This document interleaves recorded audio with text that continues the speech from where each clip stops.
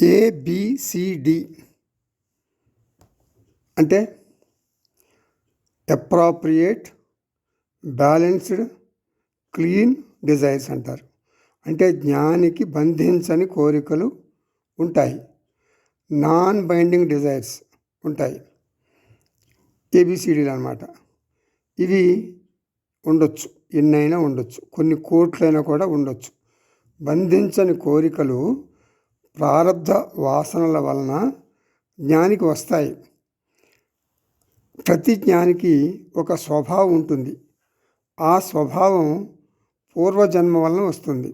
అది ఒక వ్యక్తిత్వం, అది అతని ప్రకృతి. అందుకే జ్ఞాని తన స్వభావాన్ని అనుసరించి కర్మలను ఆచరిస్తాడు. అందుకే జ్ఞానులందరూ ఒకే రకంగా ఉండరు, వారి స్వభావాలు వేరుగా ఉంటాయి. కొంతమంది జ్ఞానులు జనంలోకి రారు. ఉదాహరణకు రమణ మహర్షి, తపోవనం మహారాజు, ఉత్తర కాశీలో ఉంటారు ఆయన. చిన్మయానంద గురువు గారు అనమాట ఆయన, తపోవనం మహారాజు. ఇటువంటి వాళ్ళు ఎవరైనా భక్తులు వారి వద్దకు వస్తే వారితో మాట్లాడతారు, అది వారి స్వభావం.